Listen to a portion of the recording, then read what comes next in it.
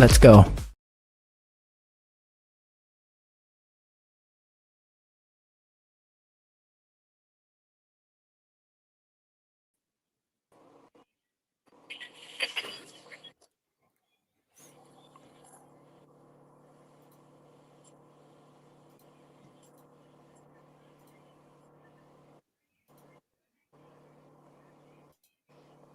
Andy, are you muted? No, I don't think so. Am I? I was. No, we're all good now. Yeah. Right. Well, this is going to be a confusing show. I know, but it's the best name in the world, so it doesn't matter. Right, can everyone see us okay?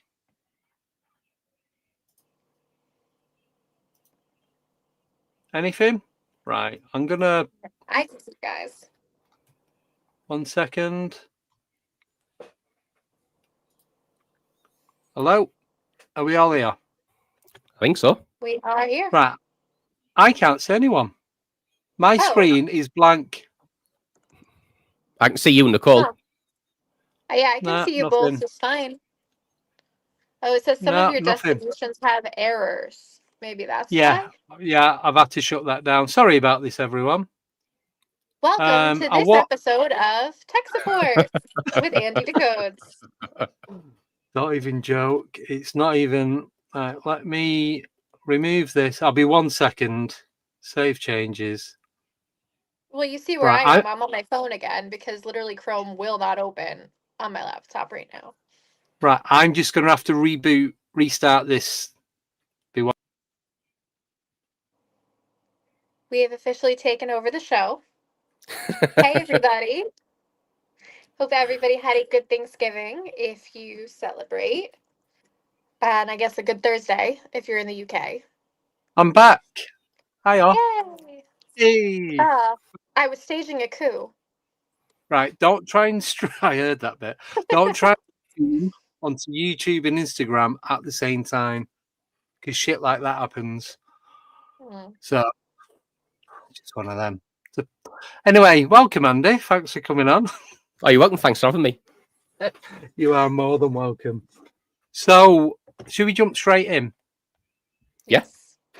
Right. So, obviously, the title of the show is called A Childhood Encounter Was Where It Began.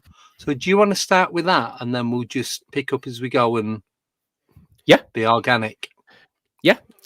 So I live in Newcastle now, but originally I'm from a place called Thornaby, which is maybe 50 miles south of Newcastle in the UK. Yeah. And at the time, mate, we lived in. So I've only ever moved once. When I was a kid, we moved from my childhood home to where my mum and dad still live now. So when I was four going on 5, there was mum, dad, sister, and me in the house. And I can always make, like I suppose a lot of kids, terrified of the dark. Yeah. And during the night, mate, I always had a lamp on in my bedroom, and then they would always leave the lantern light on in case I need to go for the shout in the middle of the night. So So this particular night, mate, I've got out of bed to go to the toilet, and if you come back in that house, if you come out of my bedroom door and turned right, then you walk down a landing and it would have been the bathroom door. And then next to the bathroom door, mate, was like a little, we called it an alcove, but I don't know what other people would call it. It was like just a little, what's the word? Like a little cutout, and there was a window. Like a dip in the wall. Yeah. And that's where my mum would have the washer basket. Anyway, so as I've came out of bed, mate, and I've walked down to the bathroom, that's when this thing stepped out of that little dip in the wall. So it stepped out, and it then blocked the front of the bathroom door. And I've always said that it was the devil. That's what I've always said. As I've got older, mate, and I've spoken to more people about it, and I'll describe it. But the more I've thought about, maybe it was just a demon and not necessarily the devil. That was just when I was 4. That was just what I called it, and ever since then, mate, I've just stuck with the name. So it was an old Victorian house, mate, that my mum and dad lived in. So there were high ceilings. There must have been about maybe 8-foot high ceilings. Yeah. And so he would have been. So my sister mate's quite tall. My sister's like 6 foot, and he was a lot taller than my sister. He must have been verging on 7 foot. He was bigger than the doorway. He was huge.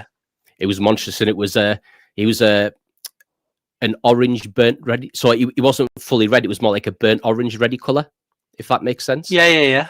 Yes. What, from head to toe?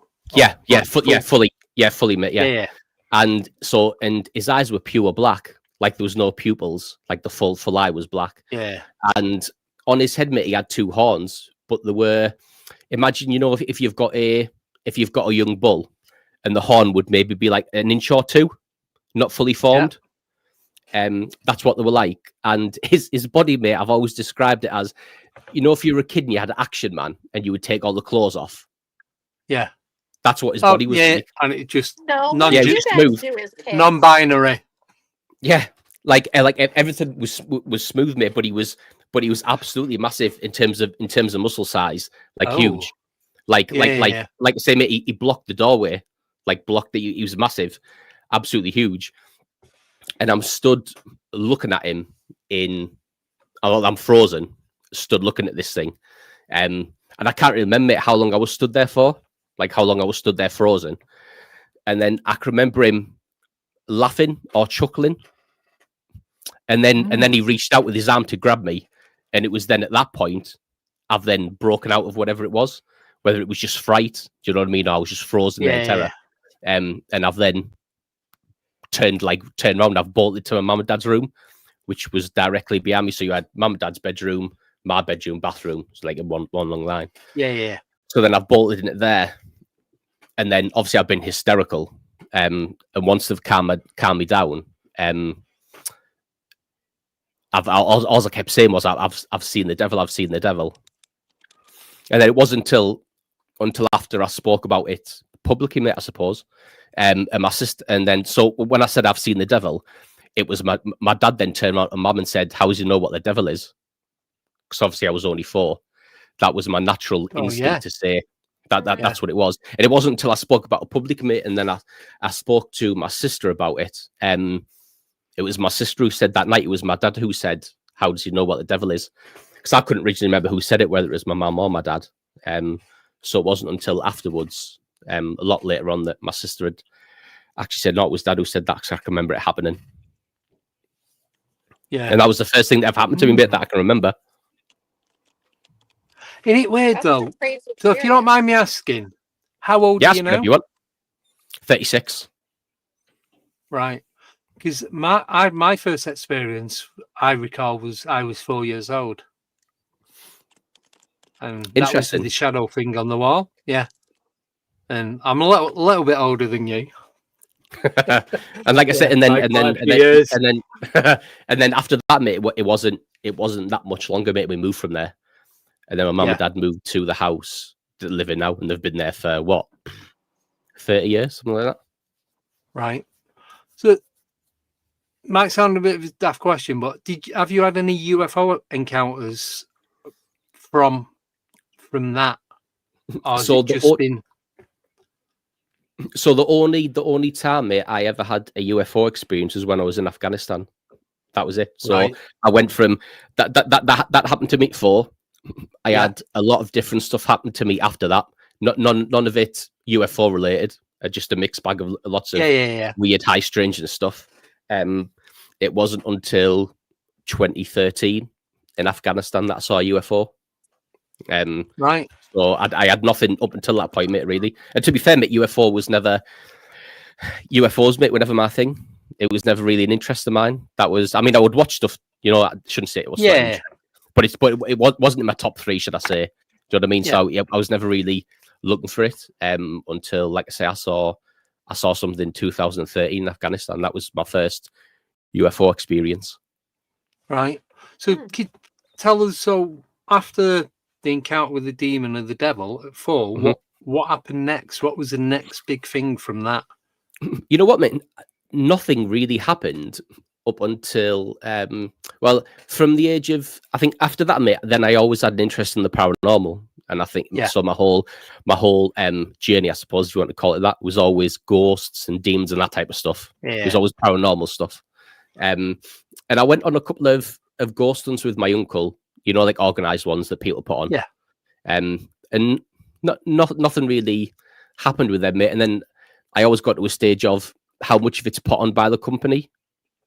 You know, and there's nothing wrong with that, mate. You know, you went for an entertainment purpose, but nothing really happened with them. It wasn't until I joined the military, and I was based at Dartmoor for around about 10 months, and that was when I would probably say the journey picked back up, and there was stuff to do with Bigfoot there. There was shadow people, shadow creatures, mysterious lights, weird pockets of energy. That was kind of where, other than that thing happened, mate, when I was 4, I would say my journey, mate, probably began when I was 19. I joined the army, really, 1920, and I was based on Dartmoor. That's when the more so, I would say, stuff picked up or noticed me more. Should I say? Yeah, become more flavorable. Yeah. Yeah. Do you think it's all related? Do you think that UFO is related to what you saw when you were 4, or your coincidence? At the time, I didn't. I still don't know now, Nicole, to be honest with you, whether they're two. I think maybe if I'd seen the UFO here, Nicole, maybe I would think they were linked in some way. But because of what I was doing in Afghanistan and what was going on over there, I think maybe the war more so had something to do with it over there. What was going on? I think that I would imagine. I don't think my ego is big enough that they flew all the way to Afghan to see me. I would like to think that I would think that what was going on in Afghanistan was probably more of a pull than what I was doing. I would imagine, but who knows? There could be a link. That's the thing, could be, because it's like with the stuff I've had go on, it's just, like I said, I've seen that orb in the sky in Milton Keynes, and it's about 2 miles away, but I knew it was there to watch me. It's like, all these hundreds of thousands of people, why are you watching me? I'm just outside feeding rabbits. Do you know what I mean? It's just. Well, I mean, I've weird. I've listened to a lot of stuff now, mate, where they say like non-human intelligences, mate, and I suppose if people want to call them aliens, have the ability to portray to you what you find the most scary. So in that instance, mate, I suppose I was raised Catholic, and you know, we were made to go to church every Sunday until we turned 16. I suppose the only thing, mate, I would mention about that is, because I'm one of the youngest in terms of my cousins, when I was still going to church when I was like 15, there wasn't that many of us left. I mean, all the old and bold still went, like all the mums and dads and the aunties and uncles still went, but all the kids by that point, mate, had dropped off. And there was probably me, and there was probably me and one other cousin. And I can remember being close to being able to leave church. I didn't have to go anymore. And one day, one of my cousins turned up. Who was a lot older than me, so he would have been in his mid-20s. So he would have been, 10 years older than me. And I can remember saying to my mum at the time, "What's he doing back?" Because once she left, mate, no one ever really come back. Yeah. And she went, "Oh, I don't know, maybe she just wants to come back to church." You know, they were quite happy about it. Anyway, mate, church finished, and he said to Mum, "Oh, can I talk to our Andrew?" And she said, "Yeah, of course you can. Just go and talk to him." So he come over, and he was like, "Oh, can I have a word?" I was like, "Yeah, of course you can." And then before he started saying anything, mate, he started welling up, like, you know, like tears in his eyes, like he was emotional. And I don't know why I said it, but I said to him, "You've seen it, haven't you? You've seen him." Oh.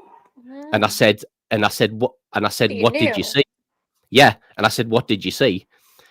Tell me what he looked like." And he was like, "No, I need you to tell me what you saw, so I know." So then I told him, obviously, the story I've just told Nicole and you yourself. And he just nodded, and I was like, "So what happened? Like what went on?" type thing. And he wouldn't say anything, mate.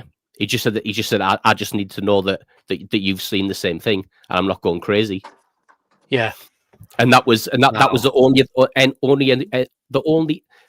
only other time, mate, that I've ever had anyone speak to me about it.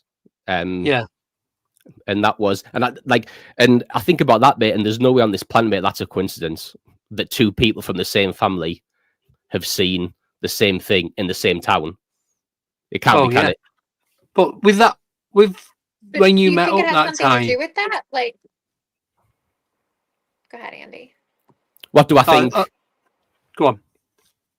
You go first. I'll write mine down. It's fine.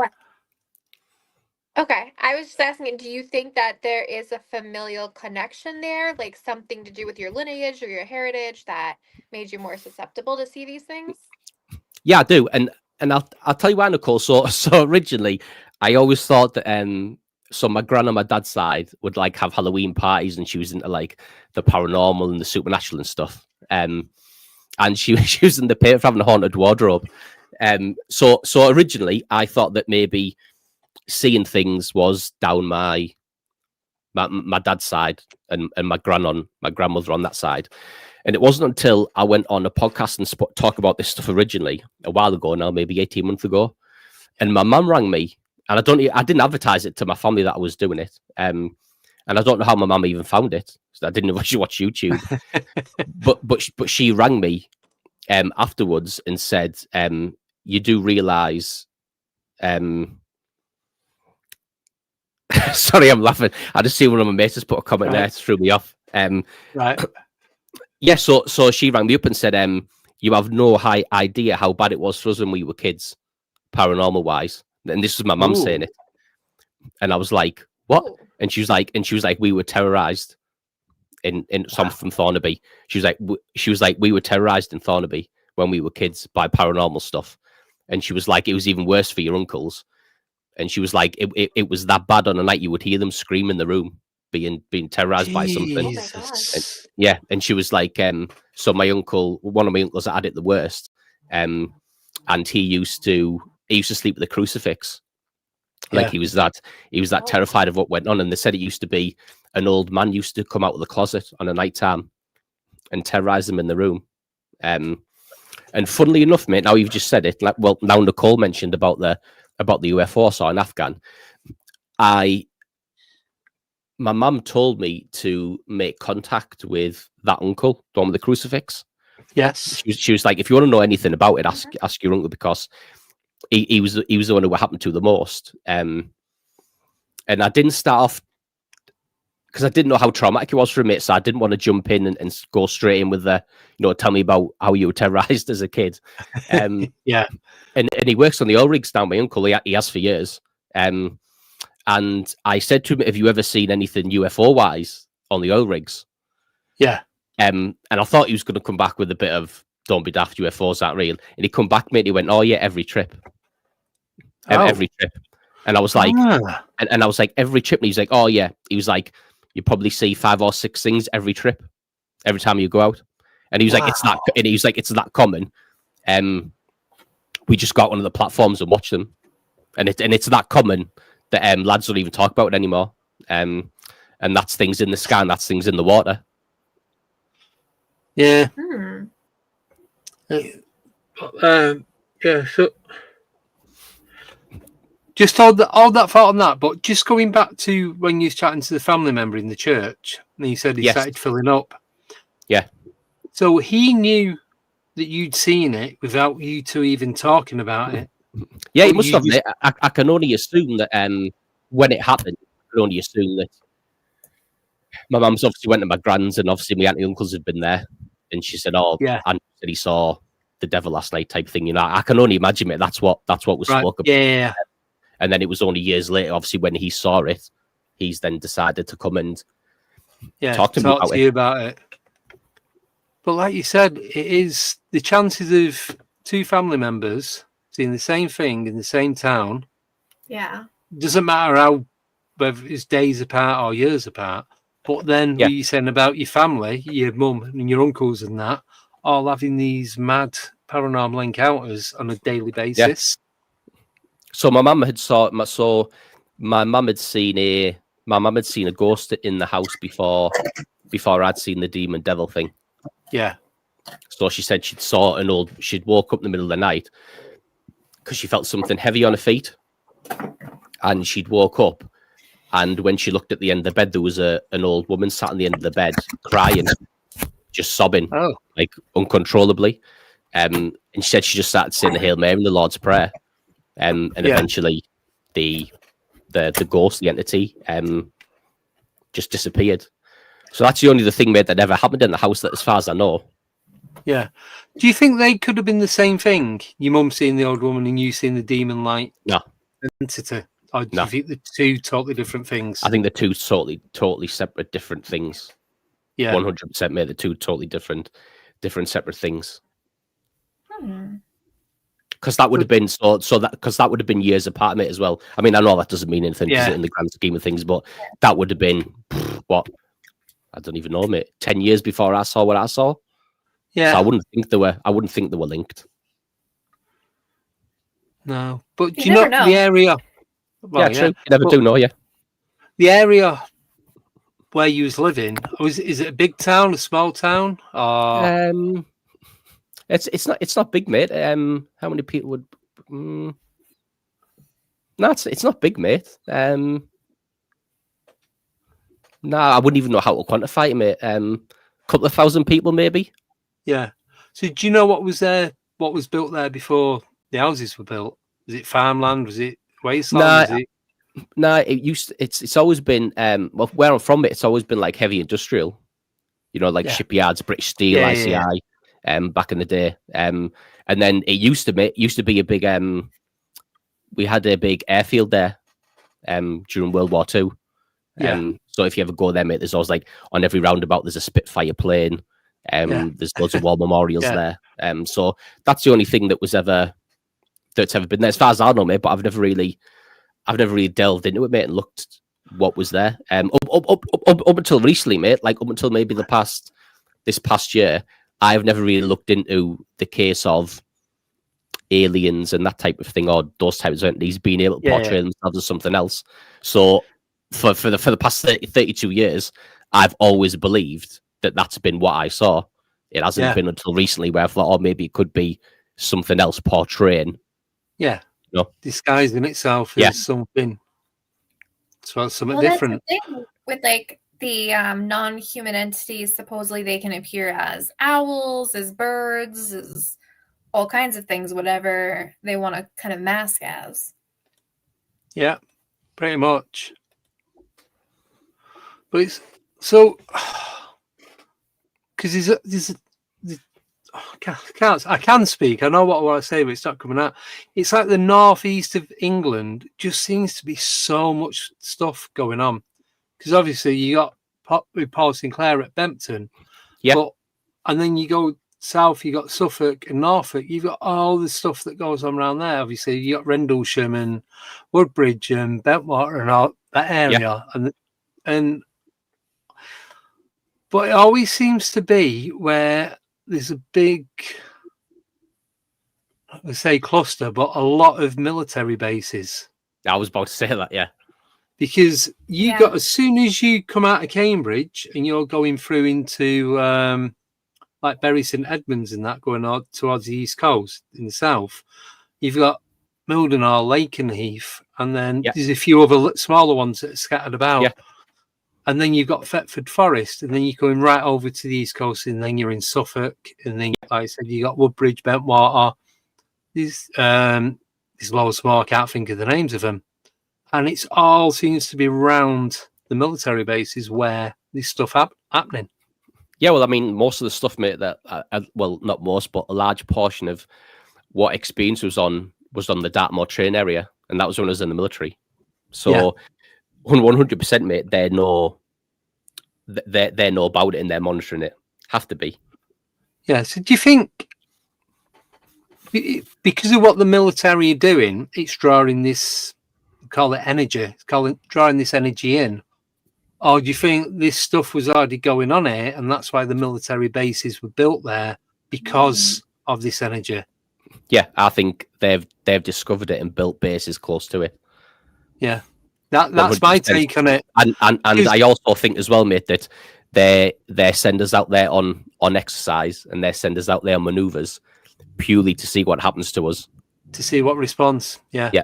Yeah. Because my take on it is, if they find something going on, all right, and they don't want the general public to have any access to it, the easiest thing to do is build some sort of government facility. Mm-hmm. And then you're limited to who can get access to it. And even then, not everyone can get the full access. I mean, it's even simpler than that, mate. Over here, I mean, if you go on to so the military over here can say take over an area, you know, if we want to do live firing, for example, and they won't put any fences around it. They'll just put the signs up saying this is a live fire zone, and if there's any firing going on, we just put red flags up so you can't use the roads. Now, no person, mate, when you whack a red flag up, is going to walk down that road knowing there's 105 million high explosive shell flying about the area, rather. So it's even simpler for them, mate, over here. All they do, because it even happened on Dartmoor, mate, loads of times you would see the red flags up. Yeah, and they just put the yellow. Yeah, I've seen it where they've got the yellow signs. It says tank manoeuvres or unexploded ammunition. Yeah, and you would say, and they would have the red flags up. And obviously, we were on the train area, and I would say, if those red flags are up, what on earth are we doing walking about here? I don't want to get hit with a shell in the middle of Dartmoor train area, and they would just put them at random, mate. And then you would think, why don't they want people on here? Yeah, there's more to it than what they say. 100%, mate. Yeah, 100%. Yeah. But a lot of it, I wonder how much of it is military tech that we don't know about. That's classified to even people, you know, in the kind of lower tiers of the military. Yeah, so I think when the stuff that happened beyond Dartmoor, Nicole, I think that was very much 50-50. I think certain things were interdimensional, out of this world, whatever you would, high strangeness. And then I think the other 50% was stuff that the military had and they were deploying to see how we reacted to it. That's what I believe anyway. Yeah. I think it was very, very much 50-50. Like the drones. Yeah, so I think when I was on that, the drones. Yeah. So the drones in New Jersey or just drones in general? Mm-hmm. Well, yeah, specifically the drones in New Jersey, but they see a lot of them all over the place now.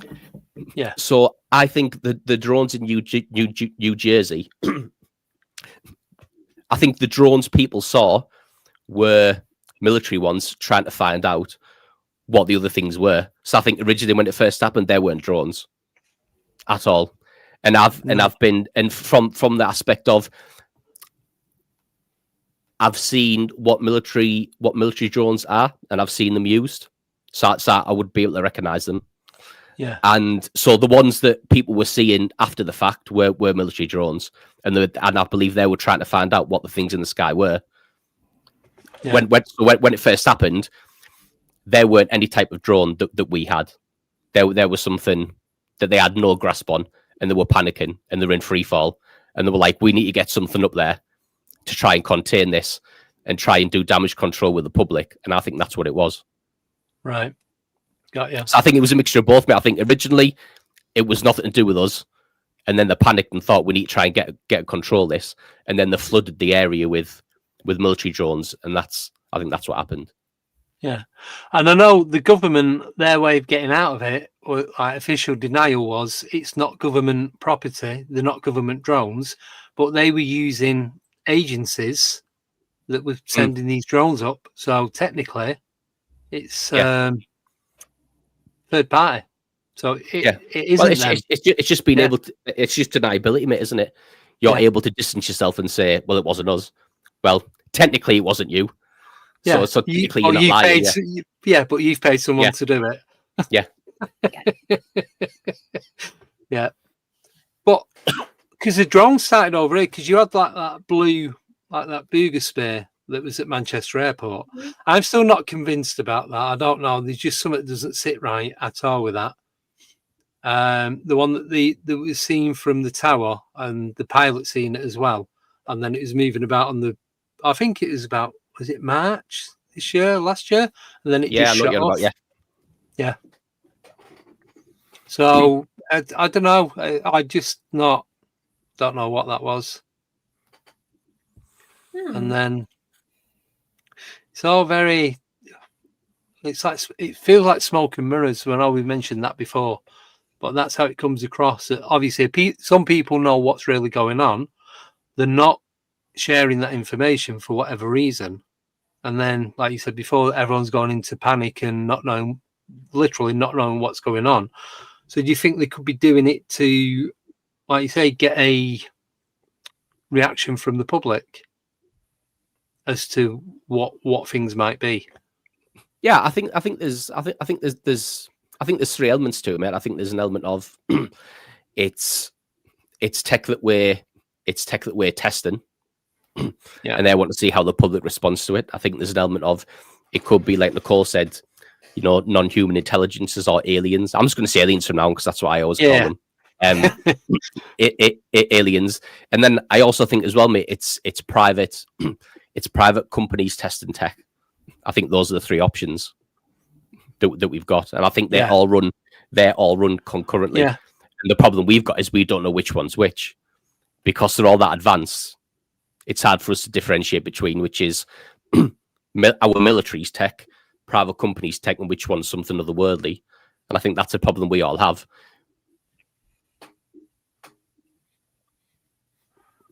Yeah. No, that makes sense. Because I mean, when we were talking about in the green room before, go on. When we were talking in the green room before, and I was on about firing that missile system that was secret. when I was firing that, mate, we were firing version 5, and other people, mate, were already on version 15.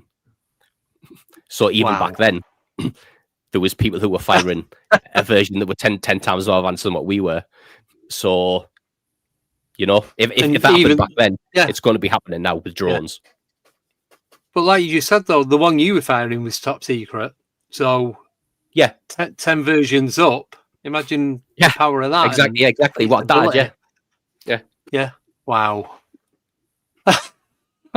It plays with your mind though, because it's like I get that. Oh my God! Imagine what is really going on. It's like we haven't even got a clue. It's not even like the tip of the iceberg. It's like it's a flake of snow on top of the iceberg. Even if that, and the rest of it is just. I think it's even worse for me, mate, as well, because I've been in the military and I've seen things that have been involved with things. When people think there's no way on this planet that could be military, I think, well, it can be because I've seen it. You know what I mean? What you've seen. Can you imagine the stuff that they don't show you? They probably have technology that's like 50, 100 years more advanced than we think that we have. Oh, 100%, Nicole. 100%. There's stuff that, like I say, we were firing version 5, and they'd already developed version 15. They were firing it, and that was in the space of that went from version 5, mate, to version 15. The space of like 2 years. So, and that was just on a missile system, mate. Imagine what they do with things that they really want to focus on. Like Nicole said, they're probably 100 years, mate, in the future with drones. The amount of money they spend on them now. Yeah. Even with like robotics and AI, the stuff that they have available for us to use, Elon's like robot things that are supposedly going to be like 30 grand and available. That's just what's available to consumers, to the public right now. Yeah. Have you seen Elon's latest toy? Is a plane, no fuel, no battery, makes no sound. And it no pilot. It's literally a drone, but you like the self-driving cars, but you get in it and it does everything for you. Don't know whether I trust that. No, I won't trust a car, let alone a plane. I've just about managed a push bike, but it's like if he's creating all this stuff now, the tech that he knows. And that he's allowed to, suppose, dip into. It's just, it makes you wonder why he's like when these rockets that keep coming down and exploding or crashing or unable to take off. Is that for our benefit to make it look like they don't really know what they're doing? Yeah, 100%, mate. So I've always thought, mate, we used to do it in the army. We used to do it in the military all the time. Whatever target we wanted to attack, we would attack somewhere else to divert everyone's attention. And that would be like, oh, look what they're doing here on this target. And the next thing you know, we're on the back and we're hitting the target do we really want to hit. And I would assume it that's all Musk's doing. He's like, oh, watch this SpaceX rocket explode. And we're like, oh my God, look at that. And while you're over there in a different part of the country, he's firing 3 to God knows where. And he's achieving stuff in quiet that he doesn't want anyone to know about. I would imagine. I mean, I would do it if I was him. So, well, yeah, why not? If you've got the capability of doing it.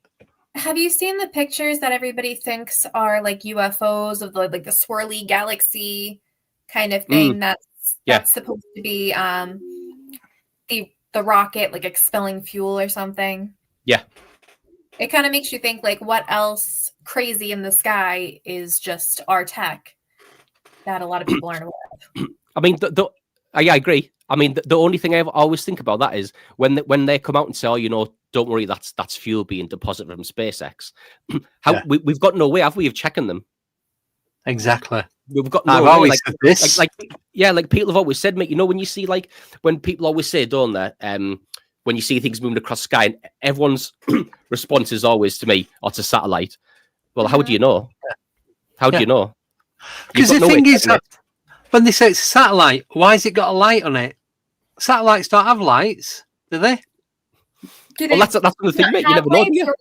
Maybe it'd blink like as lights bouncing off it, and you get like a glittery effect, but it wouldn't stay solid light going all the way across. But that's the only thing, mate. Like you've got no way of checking it, have you? Like if somebody said about, I don't know, if we were sticking with Musk, if somebody said that Tesla Cybertruck is bulletproof, well, all right, cool, we can test it. We'll fire a weapon at it and see if it's true or not. But when he says, "Oh, that's just SpaceX dropping fuel," I'll just believe you. Then I've got no other way. I've got no way to check it. I haven't got my own. I haven't got my own to test. But I'm gonna quickly dip into I'm not a flat earther, but I'm going to dip into flat earth, right? Because we as humans that don't have the access to go up into outer space to check if the earth is round or flat. Could be triangle, could be hexagonal, could be, could be concaved or anything. We don't know because we haven't got the chance to go up and check to see. We've just got to go off what they say. And like when they talk about the firmament as well, we don't know if that exists. It could be real, it could be fake. That's the whole problem I've got, mate, with the 3-eye atlas. Yeah. Oh, yes. And every time I come on a podcast, right, mate, because I've experienced a lot of stuff, everybody asks me, "What do you think of the 3-eye atlas?" And I always say, well, I have no idea because all I've got to go off is what they tell me. And I don't believe anything they tell me. And I've got no way of going up and checking myself. So there's and no way on this planet, mate, am I trusting what I'm being fed. So you know what I mean? I mean, to be fair, mate, if they told me it was bright pink and moving 3 million miles an hour, do you know what I mean? I still wouldn't believe them, even if I could see it. So I honestly don't know what I think about that, mate, because that's all I'm just being fed that from one source. Well, I read one today about that, and it's experts are now saying, I love the term experts, that there is alien life form on it. Well, yeah, it could be bacteria, it could be little worms, it could be ants, it could be anything. Doesn't mean to say the humanoid like beings that are on there. But I put a post. Oh yeah, but I put a post the other day that some guy, this remote viewer, and he said there's 5 million Draco reptilians on there. Oh, I saw that. I saw you post that, mate. Yeah. And people are putting in the count goes as long as one of them didn't move, you got to like 4 million and something like that. I had to start counting again. It's like how? What is so specific number? Do you know what I mean? It's like these thousands or these hundreds of thousands, and this thing's supposed to be this free atlas is supposed to be the size of Manhattan, and there's like 1.2 million people living in Manhattan. So how are these other 3.8 fitting on there? They all squashed up together. shoulder. Yeah. Interdimensional, Andy. They can fit. Oh yeah. Squished. But then you've got all these different images of it. and it just looks like a giant gherkin with like LED lights stuck on it. And then you've got other photos, and it's like it looks like a cat's ass, basically, is what it looks like. But that's how I can see when I look at it. And it's when I look at the images of it, no, I stood at the window watching it fly past. But apparently, it's now flying out of our solar system, and they keep saying that it's supposed to come in October, then like 3-4 dates in November, then it's coming in December, then sometime in 2026, and it's like it's not. It's just it's been and gone. I don't think they know any more than we do, mate. No. But It's why a don't they just drive-by and was like, nope, not fucking with these people. drive by, keep going? It's like when they pass through the bad part of town, you roll up your windows, lock your doors. Yeah, put your foot down, don't stop on red. Apparently, the get that's what it is. Earth must be the ghetto with the Milky Way. It's gotta be though, isn't it? It's like, but it's just everyone's saying no, this is happening and this is happening, and they've got all these other craft that flying alongside it. That'll be bits of whatever it is, a rock material that's just coming off it and burning up because of how old it is and how far it's traveling. Yeah, but bits of meteorite, won't it, flying off, I would imagine. Yeah. Because when it passed like through the nearest point as to where Earth is, they were saying you're going to see like small meteors or shooting stars and that. And I'd done the stream and I'd gone out, took the dog for a walk, and we're walking around, and I'd 2 solid shooting stars, just one that way, then one that way, only for like a couple of seconds, and then gone. And that was it. That was as good as it got for me seeing 3-eye Atlas. 2 shooting stars on a dog walk. I didn't see it at all, so you already have a leg up on me. Yeah. So, but it's just, I don't know, people are just, they get obsessed with something, and then everyone becomes an expert as to what it is and why it's there and what it's going to do. And we ain't got a clue, like I said before. No, it could be a giant drone. And if people worry about it, like, what are you going to do about it? Honestly, if they were going to come down and wipe out the human race tomorrow, what are we going to do about it? Nothing. No. Exactly. The government's probably hoping there's 5 million draconians so they can tax them. Probably. We can get our money now. I still feel like the whole 3-eye Atlas thing was a distraction from something else going on. Epstein files. Something. Because how often do they actually give us any useful information? Not very. Like, never. Literally. Because they don't know anything. Yeah. But they're going to look... They're not going to look like... what was the term used? If they don't have the knowledge, obviously knowledge is power, it's going to make them look more inferior to us, like a bit of a pushover. Yes. But, well, have you seen the state of the politicians in the UK? You don't need to push them from afar. They do that on their own. But it's like, so they have to come up with something for it to be what it is. And I just don't go with any of it. Like you said, it's just how it is. But going back to Dartmoor. Yeah. So can you tell us, I know one thing, I didn't, because obviously I've seen you when you was on Truth Proof and that, and actually had a conversation about you today about one of the things that went on in Dartmoor. All right, okay. So it was, I think it was a Dartmoor one. The guy that you found under the leaves. Oh, yeah. What? Yeah. You'll like this one, Nicole. So can you tell us that one? It's amazing. So when I was based in Dartmoor, mate, because we were out there every day, we knew the area like the back of our hand. We knew everywhere, pretty much traversing it without a map. And I'll never forget, mate, it was a Saturday, and in 2010, and we were getting ready because it was one of the lads' birthday, so we were going to go to Exeter on the drink, and we were all getting ready, and the training sergeant come in and said, "Look, lads, sorry to cancel it, but search and rescue have been in touch. There's a runner's gone missing out on the moor. He's been there since yesterday. Really worried about him, and they've asked if we can help look for him. More hands on deck. Hopefully, we'll find him sooner. So, so puts the gear on, mate. Puts a patrol kit on. Heads out in twos, and went out there for very long, mate. Maybe an hour and a half at the most. Comes over the radio that another two of my mates had found the runner.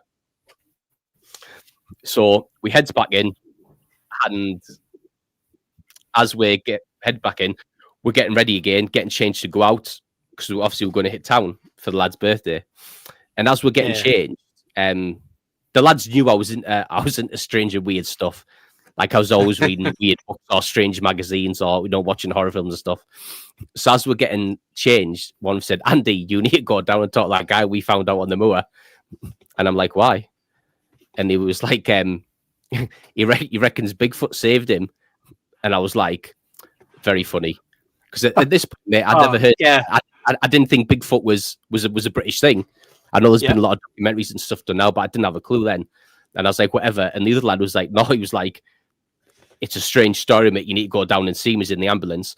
So I've took off, mate, my boxers running down the bottom of the road to try and get this story off this guy. And by the time I've got down there, mate, the ambulance is away, and I didn't catch him. So I've run back to the block where we're getting changed. And I said, lads, look, you need to tell me what happened when you found him. So these two lads, mate, are out on the area, different area to where we were. And as they're going down a place called Culliver Steps, mate, they've stopped for a drink of water. One of the lads has dropped his water bottle, and it's rolled a couple of feet and then stopped on something. So as he's went to pick his water bottle up, he's then kicked the foot of the guy who we were looking for. But the lad said, obviously at the time, at the course we were doing as well, we were on top of him at camouflage concealment, and we're really good at part of the job that we were doing. Yeah. And the two lads were like, if I hadn't have dropped that water bottle, we would have walked past him. That's how good he was hidden on the side of the path. They were like, he was totally covered from head to toe. Couldn't see him. Obviously, couldn't smell him. There was absolutely no sign that there was a human being there. Purely by chance, I dropped my water bottle and it hit his foot, and that's how we found him. So obviously, when they've kicked his foot, mate, and obviously they've found him, they've pulled all like moss, leaves, mud, pulled all sorts off him. Yeah. And when they've pulled off him, one of the lads has said, "Why on earth have you covered yourself up like this when people are looking for you?" And his words were, mate, that were expressed to me were, "A big hairy man found me and covered me with moss and leaves and mud and told me I would be okay, and that would keep me alive until help arrived." And then next thing you know, obviously the two lads find him and managed to get him back to the staging area and into the ambulance. Wow. So did you ever get to speak to him? No, never got to speak to him, mate. Nah. Wow. I didn't know. To be fair, after that, I didn't know where he went. Didn't know which hospital he went to. Back then, mate, when you get in touch with search and rescue, as it is now, mate, everything's confidential. They're not going to give you names. They're not going to, you know what I mean? There was nothing. And to be fair, mate, as soon as I said to them, as soon as I say to anyone, I want to talk to him about Bigfoot saving his life, the phone just gets hung up. Like no one is absolutely entertaining the fact that there was a Bigfoot on Dartmoor. And it was winter time as well, mate, and it was below -10. Jesus. So for him to for him to survive, so for him to survive that overnight was a miracle in itself. Then you obviously you I think, if memory serves me, I think he broke his ankle, which is why he couldn't move. And obviously the lads managed to get him back. I think if memory serves me, he was slightly hypothermic, and obviously he was dehydrated. But that's what they said, mate. Yeah, a big hairy man saved his life, and then obviously the lads found him. See, that's because obviously Dartmoor is such a vast place, and there's a lot of different activity going on there. Like obviously a lot, like you said, a lot of it is military exercise ground as well. Yeah, but it's like there's been sightings of black lions going across there. Obviously, big cats that we know about that are in the UK. Well, funny enough, mate, you say that. So when we were when we'd finished up there, mate, and we were leaving, because like I say, mate, I was there for about 10 months. A lot of more weird stuff than that happened. And as we were leaving, obviously we were packing all our stuff up and we're going to another place to do another course, move on to different regiments and so forth. There was a couple of older guys who were then in our accommodation just chatting to us as we were putting stuff away. And one of the guys said to me, "Oh, Andy, at least you got your dream. At least you got a Bigfoot. You know, you got your Bigfoot type of thing." Whilst you're in, I was like, "Oh yeah, very funny type thing." And one of the older guys said to me, "What's this about Bigfoot?" And I was like, "Do you really want to know the story?" And he was like, "Yeah." And I told him the story, and he was like, "Oh," and he didn't ridicule me or anything, which is probably the first time in the military no one had really took the piss about it. And there was two of them, and they went, "Oh." Back in the late 80s, early 90s, he was like, we were up here for quite some time. I think they did 3-week stints, and he said we were up here looking for big cats, big black cats. Ah. And I said, did you ever? He said, and they've seen them several times. According to him, he said they never managed to catch one, or take one out. But he said they've seen them several times up there over the course of these years that they've been up there looking for them. Right, get this. So I wanted to talk about this on Wednesday and I completely forgotten. I'm glad we've got onto this subject. So I was listening to the news the other day because I drive for a living, right? So just listen to radio too because that's how old I'm getting. But anyway, and they were saying about the government are looking into releasing big cats back into the wild in the UK. But the Parks Trust and all that have already kind of indirectly admitted that there are big cats in the UK anyway that have like escaped from private zoos or been released from exotic pet owners and all that. Yeah. So do you think that that's going to be their way of saying, "Oh well, we're just going to release them, and now you know that they're there"? It's a good get out of jail cat, isn't it? Yeah, pretty much. Yeah. Funny enough, you said that, mate. We were on about the Falkirk Triangle. Yes. So we were coming back, mate, from Falkirk, like I say, maybe beginning of October, mate. So what, 8 weeks, say? Yeah. And we were driving down the motorway, mate, and Leanne, my partner, so she's from, like, all her family, mate, are farmers, so she's from that background. Yeah. And we were flying down the motorway, and Leanne said to me, "Oh my God, did you see that big cat at the side of the road?" And then I'm like, this trying to break my neck, trying to look over my shoulder to see it. And I said, "Are you sure it wasn't a deer?" And she was like, "Nah." She was like, it was more of a sandy colour than a deer, and it had a cat's face. Ooh. And that would, like I say, mate, that was the beginning of October. It would have been around October 3rd. And we'll come back on the motorway, and she saw it. See, I seen the back end of one in Lincoln a few months back, and I going onto a new build in Bourne, and there's like a hedge probably about 5 foot high. In fact, I was there 2 weeks ago, and I pulled up and took a photograph of how it was. I'll see. I might have deleted it, thinking, "What the fuck have I took that for?" But I'll see if I can find it, and I'll send it you.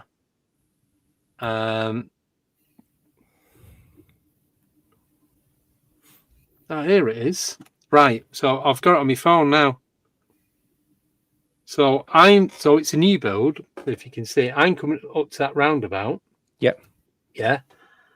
And so that's a school at the back with the solar panels. But you see where that green unit is, and the bush is split. The cat was going that way. And I just seen the arse end of the cat. It was about that high.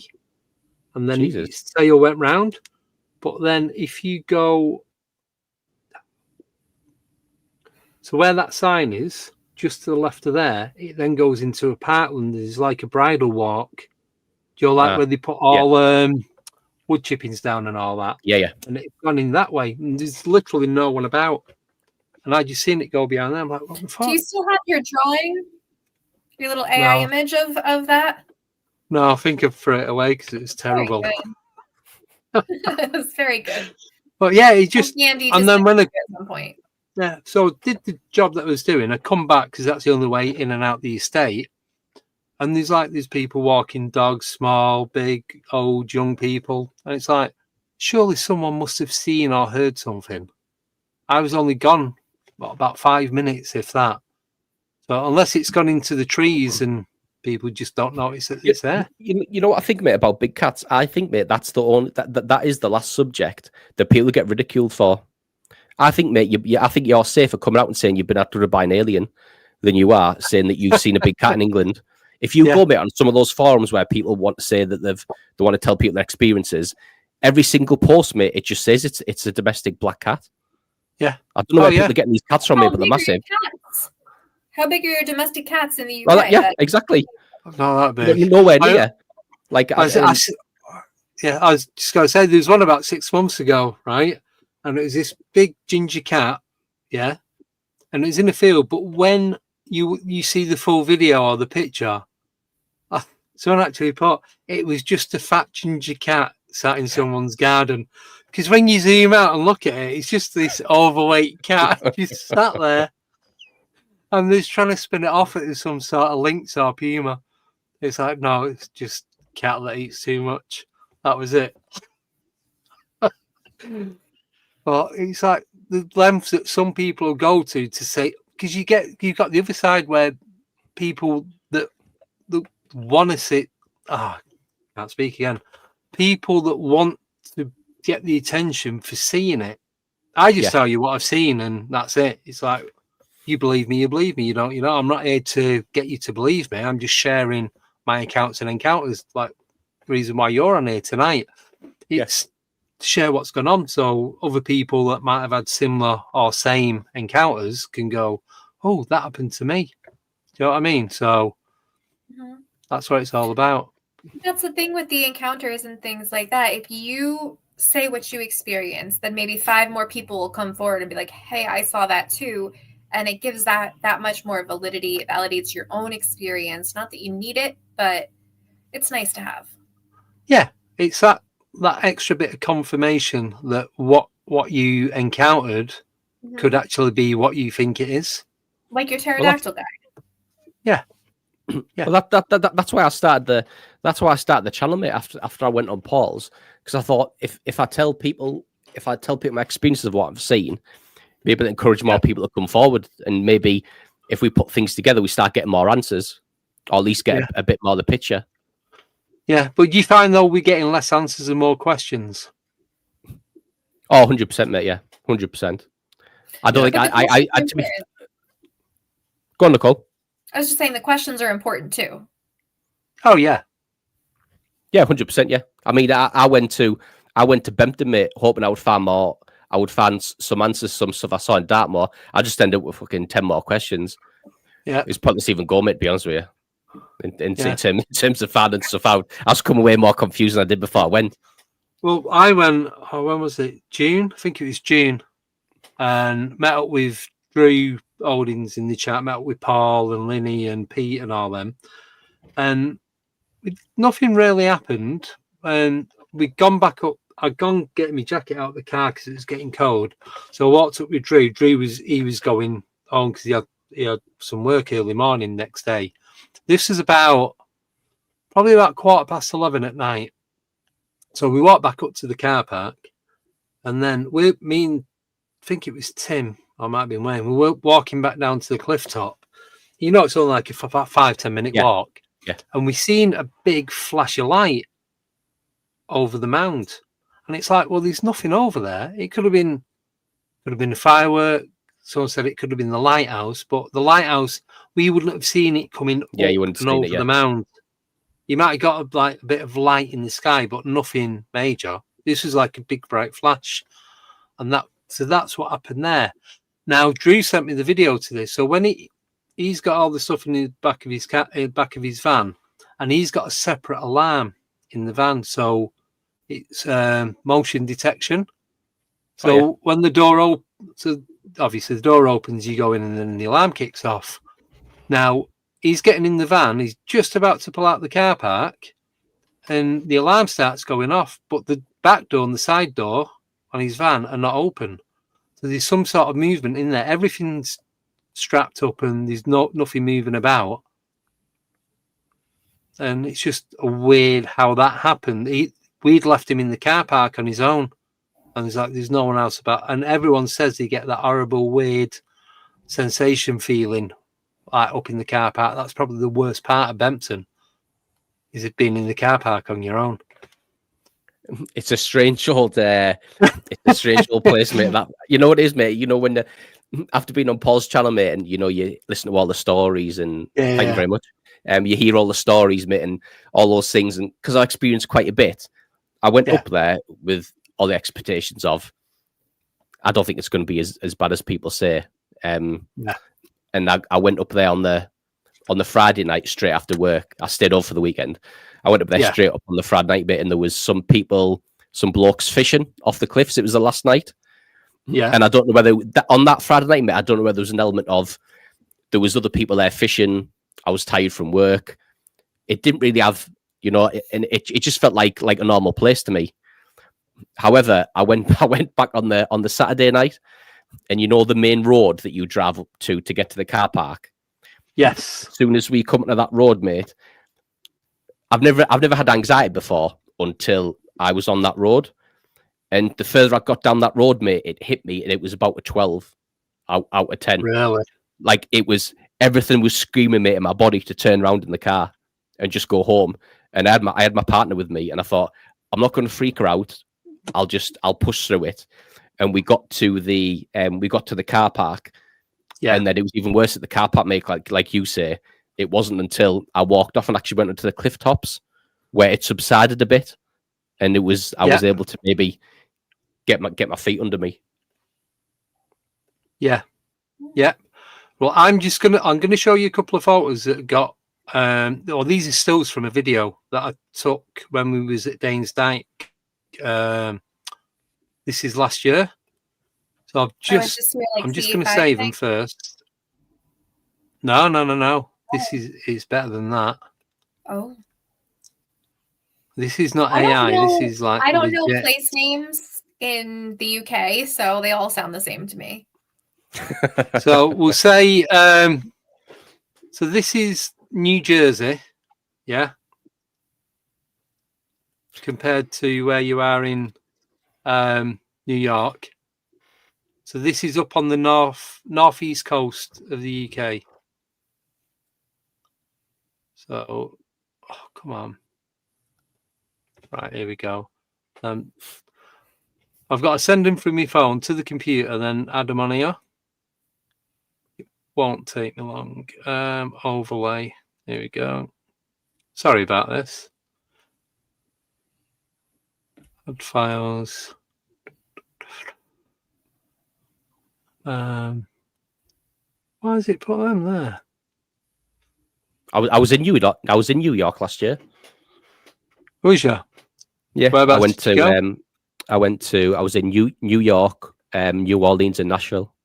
I did 3. So I want to go New Orleans. Days.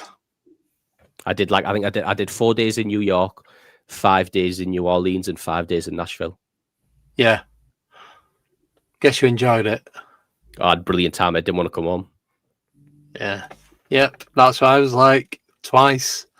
Because first time was in like Connecticut, New York, and then went up to Salem in Massachusetts. Like Boston.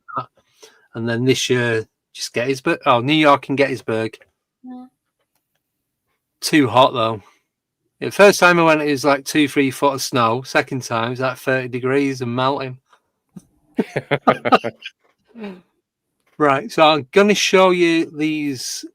So this is the first image, right? So you can see how muddy it is. Yeah, and you can see how deep that print goes. So that is the only dog print in that area. Do you know, like Bigfoot leaves that single print? Oh, there's nothing else? Nothing, nope. And these are so when you go down to the beach on Danes Dyke, you go down the old track, and then you come back up on the left. You go across the top, and there's a little bit what they use for mountain biking or motocrossing, and then you got the steps that go down to the dike and then come back up the other side to the car park. Yep. This is on the steps that are going down to the dike bit. So that's the first one. That's like I said, that's my foot, my right foot. Jesus, that's a big print, that. Oh, wait till you see this one. So I've got size 9 shoes, but you can see the sole on that shoe is a bit bigger. Yeah. So that's probably averaging a size 10. It's my foot itself that's a 9. The shoe end to end would be equivalent to a size 10. That's the size of that footprint to my foot. It's a big old print, that. Yes. You know what, mate? Weirdly, you've said that, right? When I was at Danes Dyke, I got, if you come out of you park up, mate, and then you're facing towards in the direction of the beach. Yes. On the left-hand side, mate, up there, I've got a photo. I'll send it to you later on, mate. In the middle of the woods there, mate, there was 6 tracks. There was nothing before it, nothing after it, and it was 6 hoof. It was 6 hoof tracks, but it was 6 hoof tracks, as in something with hoofs walking bipedal. That's the only way I can describe it. And it was just 6 isolated tracks in the middle of the woodland. Yeah, because you can tell if it's a horse. Yeah. Or even a cow or sheep or goat man. Might be goat man. Might be your friend coming. He knew you were going, so he's like, I'll leave him a little present. I cannot imagine that. You know what, mate? Of all the things that I'm into, like that I'm interested in, cryptids, right, mate, is my favourite thing ever. Right? Yeah. Like Loch Ness Monster, werewolves. I love them, right? It's the only thing that I've never seen or experienced. Like the only thing, and which really winds me up. And I think of all the things that I've seen, that I've been lucky enough to see, I think people go on these places during the hopes that they'll experience something. I feel grateful for what I've experienced, but I also think the one thing that I've always wanted to see, I've never been allowed to, or I've never been lucky enough to. You know what I mean? It's always something else. Yeah. So what's your favorite cryptid? If you could pick one cryptid to have an experience, what would it be? Dogman. Dogman? Yeah. Why? I just, what it is, Nicole? I've loved them ever since growing up. Like, I suppose we call them werewolves. And I've just always it's just always been my favorite.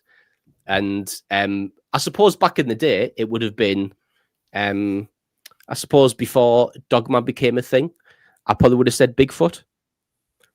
Yeah. Because especially from UK culture, like werewolves were always a thing of, until recently, were always a thing of, it was just like a mythology thing that never really existed. And it wasn't until the stories from America came out about Dogman where I was like, holy crap, like I could genuinely get to see one, maybe, and then so it would be a werewolf for me or Dogman. In fact, if you can see this t-shirt, I got that. Rougarou. The Rougarou Swamp Legend. I got that I got that mate in New Orleans. Went and did a tour, and the tour guide was like, does anyone know what a Rougarou was? I was like, pick me. And I like I said, I bought this t-shirt from New Orleans. So Nicole, it will be a werewolf or a Dogman for me. I just think everything about them's cool. I just love them. Isn't Rougarou the French name for a werewolf, mate? Yeah. Oh, so I need to go New Orleans now just to get a t-shirt like that. Oh, mate, I had a great time. Just order a t-shirt brilliant. Like that. Yeah. But you have to go to New Orleans anyway, all the vampire stuff. I did buy a pair of Bigfoot socks from Boston. Does that count? Sure. Nearly as good, not quite. How big were the socks? Yeah, but I don't like wearing the long socks. I like wearing the ankle socks now, so I don't wear them. It's like a bit disappointing, really. Should have got a t-shirt. But so you said more stuff happened on Dartmoor. Yes. So do you want to tell us about any of the other things? So anything that stands out more than the rest?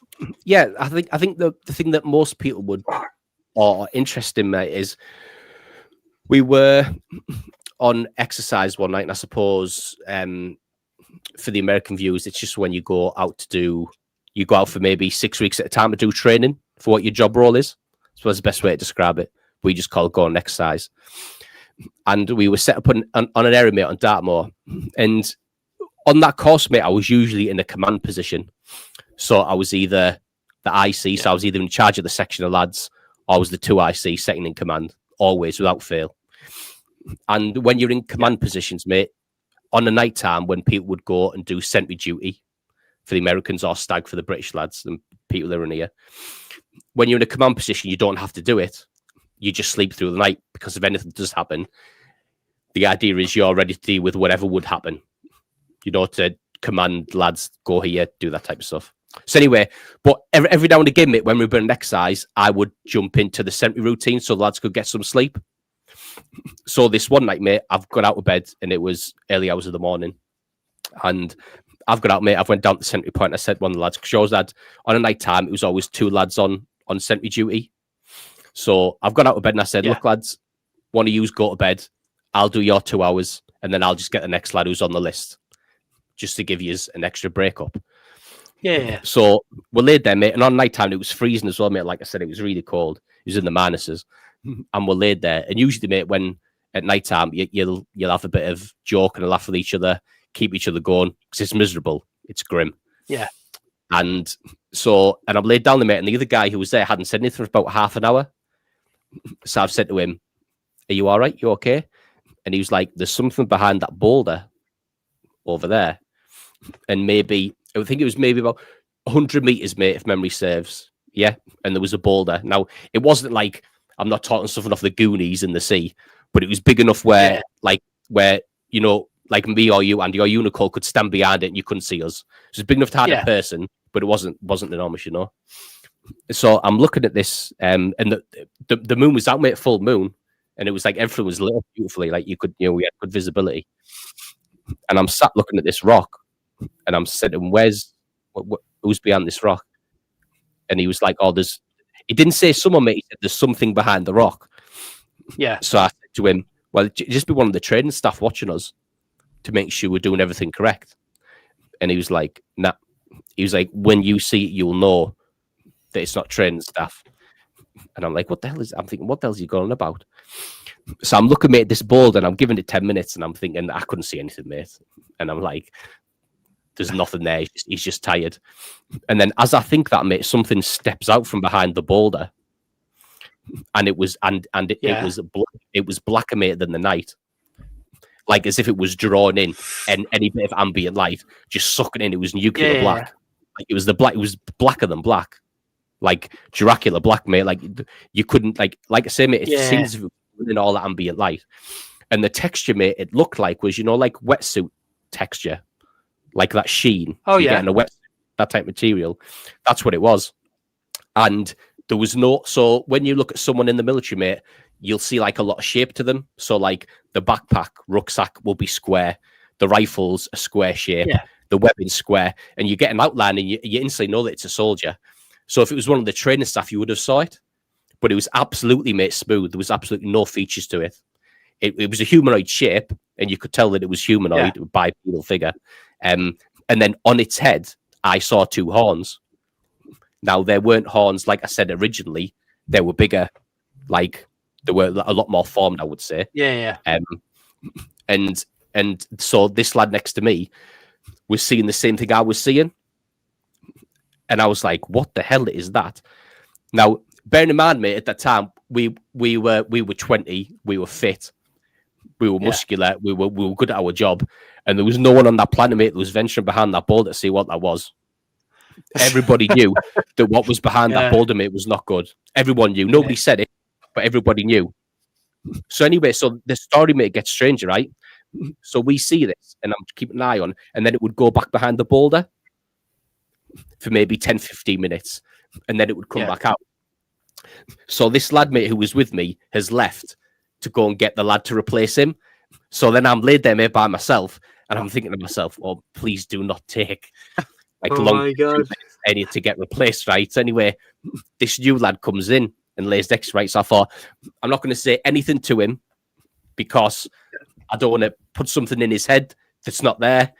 I'm going to stay quiet. So I'm laid there and we're just chatting normally. And then he then says to me, Andy, there's something behind that rock. And I swear to God, mate, my heart sank. And I thought, that's 3 people now that have seen something, and he doesn't know that us 2 have seen it. Do you know what I mean? He just know he's seen something. So I said to him, "Oh, what can you what do you see?" And he's like, "There's this weird black figure, mate, that's like blacker than the night stepping out from there." And he's like, weirdly, he's got a top hat on. And I'm like, what? And he's like, yeah, he's wearing a top hat or whatever it is out there. And I'm like, hell. And then because then I look at him, mate, and I can see the horns still, but he can see a top hat. And then at this point, mate, I'm thinking, what the hell is going on here? That we're seeing, that me and the other guy's seen horns, he's seen a top hat. Do you know what I mean? And I'm like, still the same thing. Yeah, it's still the same thing, mate. It's just what was on his head was different. So then that threw me, and I'm like, what the hell? So then I go and get another guy to replace me. And as I leave, I said to him, don't say anything to the new guy who's coming in to replace me. Let him see it himself. So anyway, mate, I go back to my sleeping bag, right? I'm in my sleeping bag, and I've laid there, mate, fucking wide open like this. What the hell is that? And I've just laid there, mate. I didn't go to sleep, mate, all night. And I've laid there, and I'm thinking, I was adamant, mate, that something was going to happen that wasn't good. Like, that's the feeling that I had. Something bad was going to happen. And I'm laying down thinking, I need to be awake and alert, so if something does happen, I'm going to have to go out and help the lads. And I'm just laid there, mate, and I'm thinking, please don't anything happen. Well, anyway, mate, obviously the sun comes up and everything's back to normal, right? So anyway, the next morning, mate, everything's like, you do your morning routine, everyone's getting up. And before we set out, I say to the lads, right, on me now, we're having a discussion about last night. Yeah. So I says to the lads, who saw something behind that boulder?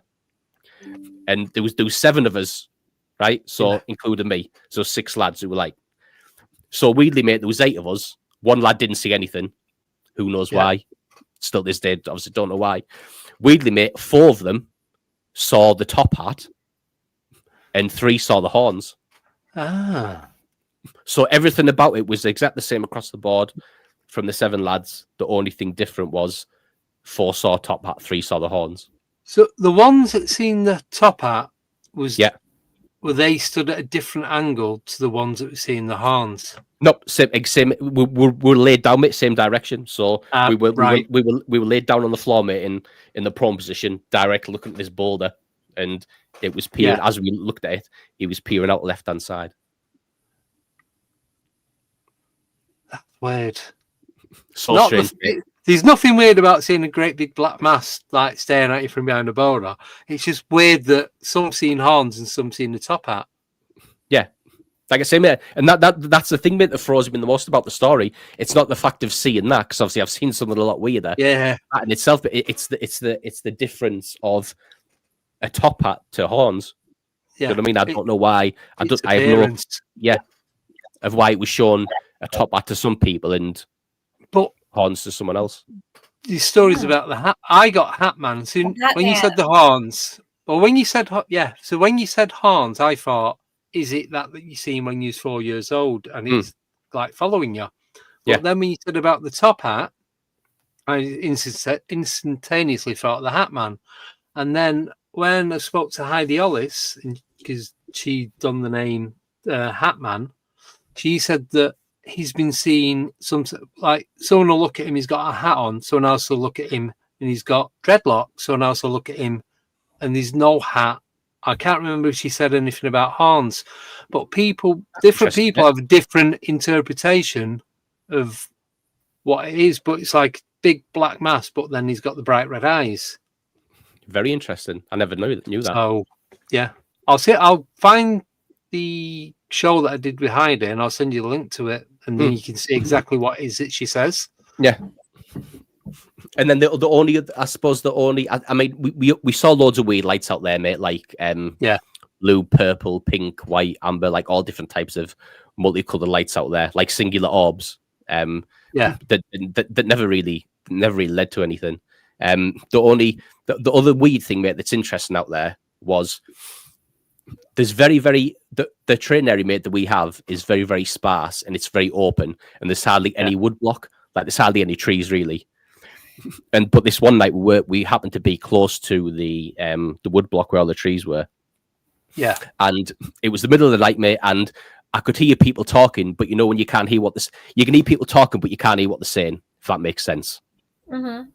Kind of like just muffled, Yeah, that type of thing to call, yes. And it was the middle of the night, and I could hear it, and I thought if I could hear it, the training staff can hear it, and we're going to get in trouble because you're supposed to have noise and light discipline. Yeah, no noise, no light, right?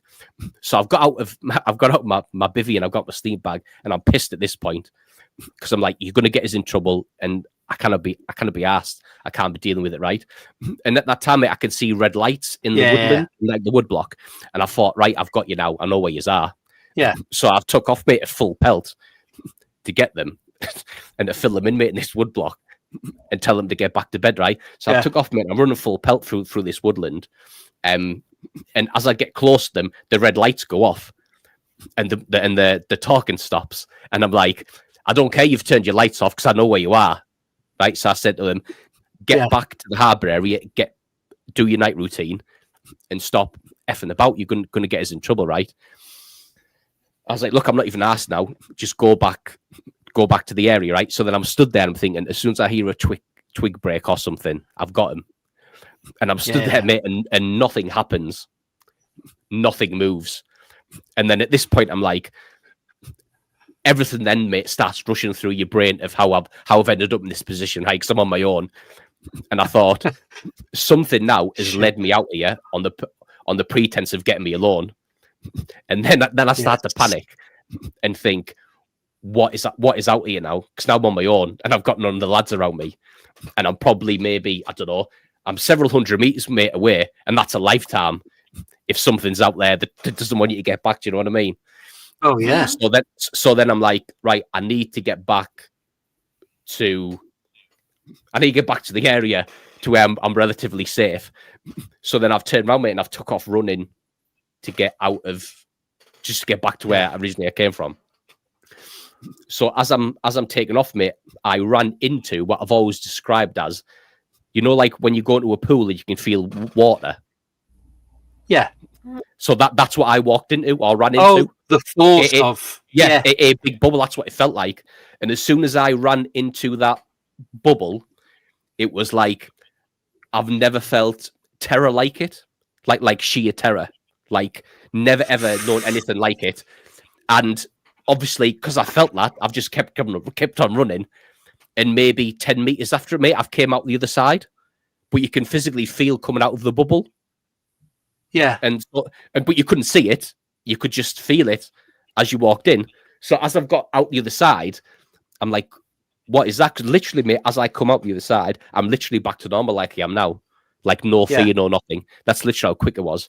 So then I've turned around, I'm like, what the hell is this thing? So then I'm putting my hand in it and out of it. Yeah. And you can feel, mate, your hand going into something that felt like water, but you couldn't see anything. And it was just this a portal. I don't know what it was. To be fair, mate, Energy field. Yeah, to be fair, mate, like Nicole said earlier, I thought that in that instance, mate, I thought that was something military that they were testing, some type of weapon. If you could import that feeling onto a group of soldiers and make them disperse in every which way direction, do you know what I mean? And you could pick them off however you wanted, or you've achieved. Yeah, you've got them. Yeah, I've always thought that. Now you've said it was a portal, but it could have been. It's another theory. So we'll never know. Well, yeah. So am I, mate. Yeah, the reason I ask, I had a similar thing happen at a local cemetery, same place where Bench Guy was. But I won't talk about that because everyone's sick to death of it. But there's me and Richard. So there's me and Richard. Richard lived in Bedford, so he picked me up on the way rather than going up in two cars. So we were at where the Commonwealth War graves are. Oh yeah. We can hear like twigs snapping, like someone's walking alongside us. But there's only me and Richard there. There's a road that goes like horizontal and vertical to where we are, so you can see traffic in that. You can see the houses. The missus used to work at the chemist over the road, so you can see like down the side of that street there's an ambulance station on the corner, so it's quite a busy road. And it's one of the main roads in and out of Northampton, but I'd say about 150 meters away from the entrance. So we're up on this mound, and this weird shit starts happening. And it's like I call it dreamscape, where you kind of like you go into this weird, like not psychedelic, but it feels a bit trippy. Yeah. Mm-hmm. And then I'm like, right, we need to get out of here. And I was doing a live stream, and it's like, I need to get out of here. Go this, whatever's here is telling us we need to go. And I'm not arguing with whatever it is because I can't see it. I don't know what it is. I don't know what's going on. We just need to get out. There's 3 or 4 steps that lead down to where Richard had parked his car. And as I'm going down there, same sort of thing. I kind of go backwards and I'm inside a bubble. Now, people have asked me, was it a protective bubble or was it like what you were saying? Like you felt terror? But because everything was going on, and I think I just stopped. I ended the live stream because I just needed to know and concentrate on my own safety, or mine and Rich's safety. It kind of like I'd been pulled backwards and got placed into this bubble. It felt like I was floating, and I wasn't because my feet were on the ground. And it's like, as I was in it, it was just pure confusion. I wasn't scared. It wasn't scared, but I said I didn't know what was going on. You know, like when you wake up and you've had a really deep sleep and a little bit dazed, you don't know you don't know where you are, you don't know what's going on, you don't know what day it is or what time it is. It was like that. But I knew that we had to get into Richard's car. So Richard's he can't get his keys. It's like a carry-on movie at this point. He's trying to get his keys out of his pocket and then he dropped them. I'm like, shit, this is the fucking stuff that happens in horror movies where everyone gets killed. And then he's fumbling, trying to pick his keys up, and he couldn't get them. And it was just, he did get them. Then he's trying to unlock the car. He couldn't unlock the car. I'm like this on the passenger door trying to get in.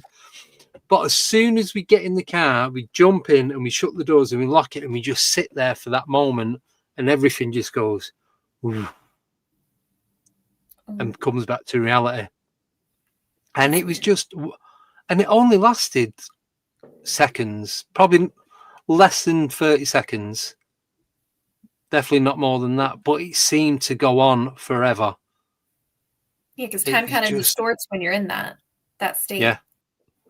And Richard was going, I remember hearing him saying, but it was all muffled when he was talking. It's like, what's going on? What's happening? He kind of like, I don't know if he didn't know what I was doing or he was confused in what was actually going on. But there's some sort of distortion in like the time and energy. And that is the only time I've ever had that. And that's the sort of stuff I was expecting up at Bempton. But nah, nothing. Yeah. Andy, do we have a question or it's just a comment? It's a comment, but it's kind of a bit of a question as well. It's from Zeno, Matty. Do we want to hit that since we're coming up? Yeah. So when you was talking about the first story with the orange thing in the room with the horns when you was 4 years old, and then you said you was brought up as Catholic, but that's a demon connection that you were Catholic. If you wasn't as religious, you might have seen it. Might have been a grey, not seen a grey. Could it be? I've thought about that, man. Like I said, over the past year, the more people I've watched and listened to who say about greys, mate, about aliens taking different forms, I thought maybe, mate, that could be that could be the case. To be fair, I've thought about that more so. I've definitely thought that could be a possibility, mate. I'm like I say, I've always said it was a devil or demon purely because that's what I saw. But as I get older, mate, and I experience more stuff, and I speak to people like yourself and Nicole, and I speak to more people in the, in the subject, the more I'm not as convinced that's what it was. The more I talk to other people. Yeah, but I'm going to bring Bench Guy into it now quickly, because when you said, I know you're only 4 years old, but you convinced it was the devil. So when I was chatting to this Bench Guy in the same cemetery where this bubble thing happened, I walked away and then I felt like same sort of thing. It's like everything leveled out. It's like, oh, what's actually going on? My first, and I was doing a live stream, as you can watch it back as all this is happening. In my head, I say that was the devil. I didn't think anything else. Didn't think, oh, it's some guy just sat on the bench on his phone. My initial thought was that was the devil.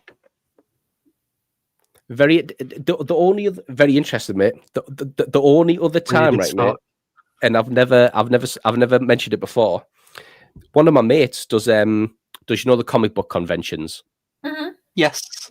And he goes there, mate, and he sells. He's one of the vendors, and he has like plaques and hats and t-shirts, all types of stuff. Yeah. And every now and again, mate, when because obviously he's got kids, when his kids are poorly and his wife stays at home, he used to say to me, he's moved now, but you say to me, oh, will you come down, help me at the show type thing, help with the customers and that type of stuff.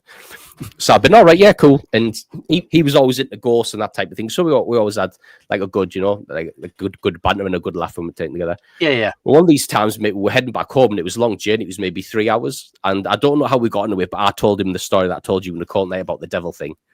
Yeah. And he then turned around and said, oh, you're one of us. And I was like, what do you mean I'm one of you? And he's like, and I could see him counting. He was like, yep, you make the 9th. And I was like, what do you mean I make the 9th? And he was like, yep, you're the 9th person, including me, who's seen him, who's seen that thing, who's seen the devil. And I was like, what on earth are you going on about? And he was like, yep, he's like, I've seen that thing when I was a kid. And I've happened to meet 8 people over the course of my life who've seen the same thing. Now, when he told me that, mate, I was that tripped out that he had 9 people, including me, on record who'd seen this thing. That freaked me out that much, mate. I kind of didn't want to know any more about it. I was like, and, we changed subject. But I might, to be fair, mate, I might reach out to him tomorrow and ask him more about it, and now they're more in a better headspace about, what I might want to know. But yeah, that's the only other time apart from you just then. Well, I'm going to show you these. I'm going to do bench guy. Fuck it. I don't care what anyone thinks. It's worth it. Just because of what we're talking about. But I've got We're going overtime for bench guy, everybody. Yeah, he's worth it. Is that all right with you, Andy? Yeah, it's fine with me, mate. Yeah, crack on, yeah. So there's 13 frames in the video of the footage that I've got of him. So I've took each frame, done a screenshot next to it, and done that all the way through. So I've only got 2 on air. These are the 2 most important ones. So this is the first one. So he sat on a bench, just mid-20s, pale, very strong Dutch accent, but speaks really good English. That's hard to see because it's pixelated. So that's why he looks like he's made out of Lego. But he sat on a bench at an angle, and I'm like just stood to the side of him. And I thought it was Mark, who I was in the cemetery with, because he's like baseball cap, hoodie, jeans. And he's like, so he's on his phone. So he's looking at me. I'm that side, and he's got his phone in that hand. So he's looking away from his phone. So I thought, is he doing Pokemon Go? Is he smoking? Is he having a drink? No cans there, no cigarette. Couldn't smell anything. And I just felt, now I've got to explain to him what I'm doing now. So I explained that. But this is on a live stream. And people in the chat were saying that they thought I was talking to myself, or they couldn't hear anyone, but they could see him. They could see him, but they couldn't hear him talking. And I had a body harness on with the GoPro on it. And so I'm talking to him, he's like young lad. So just explained, I apologise for shining my torch in his face. And he went, oh, your mate's just gone down there. Anyway, so I jump forward, then I'll come back. So on the GoPro, when you listen to his voice, he sounds like an 80-year-old man, like really old, croaky voice. When I met up with Mark a couple of minutes later, he goes, there's no one sat on the bench. He was filming on his mobile, took it back to the beginning. And as he walks past the bench, he's panning round. There's no one there. So how did he know? I was going to say to you before that, how did he know your mate was down the path? Don't know. If he never spoke to him. He said, yeah, he's just walked past me. He's gone down there.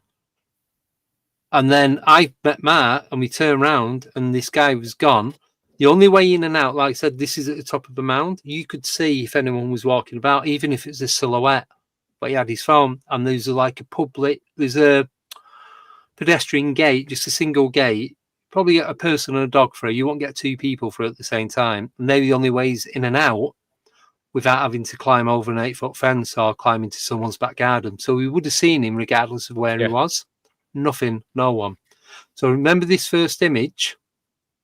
right? That's how he looked as I'm talking to him, but more human-like. This is one of the last stills, and this didn't happen in front of my eyes. This has only been picked up on video. What the hell is that? So I've shown Steve Meara That's this, and I've Benji spoken to him Space. about it. Yeah. So if you look, you can see that's his hand coming round. He's kind of looking down at an angle, and he's looking. I'll do it this, and he's looking like that at me. So I'm there. So you can see his nose and his chin. Yeah. Right. So I'm not trying to put images in your head. So where the orb is, you can just see his eye to the right hand side of it. Yep, I've got you. You can see his chin coming down to a point, like how the drawings of the devil depicted. Yeah. So I said to Steve Meara about that. So from that to that, as you watch the video, if you watch it frame by frame, it starts off as a tiny thin line, and that orange orb, whatever it is, just gets thicker and thicker and thicker till it's completely covering his face like that. So Steve said something. He's got a name for it. I can't remember what it was, but it's basically some sort of light energy that they use, so you don't see who or what it really is. You see a human form. Yeah. So, interesting. And that's a cool picture. But he did not look anything like that when I'm talking to him. The eyes affect the way. You can't really see it. I can, because I know what I'm looking at. I can see his ear, his eye, his eyebrow, his nose, his mouth, and his chin coming down. Yeah. And then he's got this distorted ball. Well, what made you think it was the devil? Or was that just a feeling? That was the first thought I got in my head after I'd moved away, and I started thinking straight again. So I'm talking to him like I'd known him all my life, like it was one of my mates. Interesting. And is it the glamoring, like what vampires do? Is it glimmering? Can never remember what they call it. Glamour. Yeah. Where they make you feel relaxed and settled and at ease and what have you. Yeah, that's what it felt like. Like you said, as soon as you come away, you felt like normal stuff going on. So yeah, that was that. That was the weird shit that went on. That's a cool experience, that though. Yeah. So I don't know if it like you. I don't know if it was the devil, but that was my initial thought, and I've not had any other thought as to anything else that it could be. I've not thought it was just a lad. But the gravestones as well, they had all foreign, like European names on them, and there's a lot more. And you actually see that as we're walking past, you can see all these headstones. I've gone back in the day and read all the names out. There's 2 that are Czech pilots. Can't pronounce the name. The rest of them are like Wilson, Dean, Brown, Davis, all English names. Yet at the time, they were completely different names on them headstones. It's just, and I've documented, I've walked past and I've gone, that says such a body. I've gone to every single headstone just to compare the 2 videos, because that doesn't make any. I've gone there to try and work out what it all was. More questions than answers. Still ain't got a clue.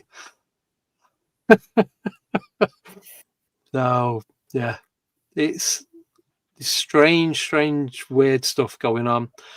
But I just want to show you one more image. So this is a single footprint near a church in Bedford, near Woburn Safari Park.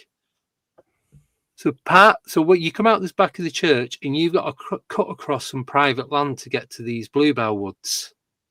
But it says, there's a sign that says private land, please stick to the path, don't go off because it's someone's garden. Just go straight. You can go on bikes, you can go on foot, but just stick to what you can see as a path.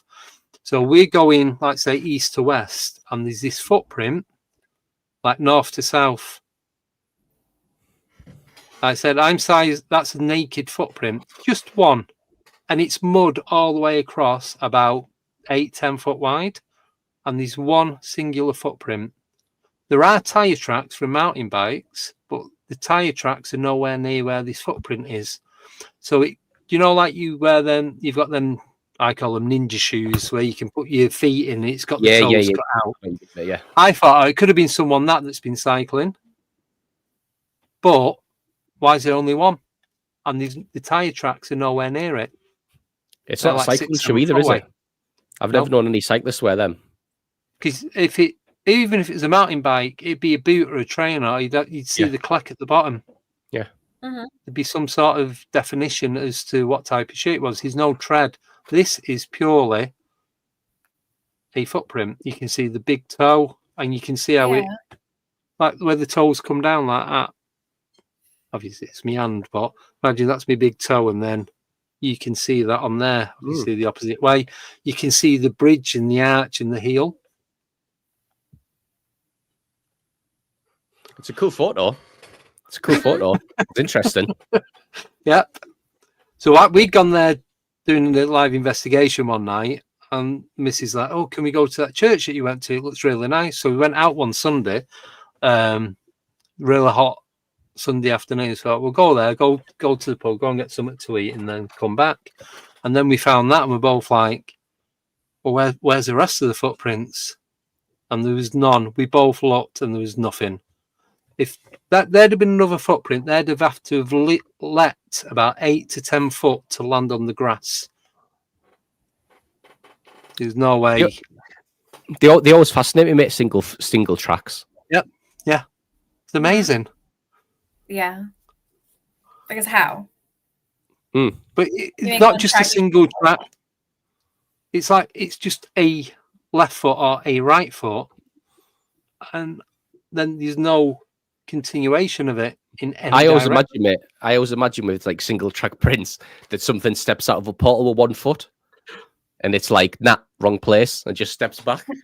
Yeah, that's better than mine. And that's where you get that's where you get the single track from. I just think it's someone on a pogo stick that keeps changing the base of it. Maybe he has a wooden leg. You don't know. Did you look for wooden leg prints on the other side? The nearest thing we could see was a wheel. So unless he's got a leg and a wheel, he's like a human version of a penny. Human version of a penny farthing or something. I don't know. Not got a clue.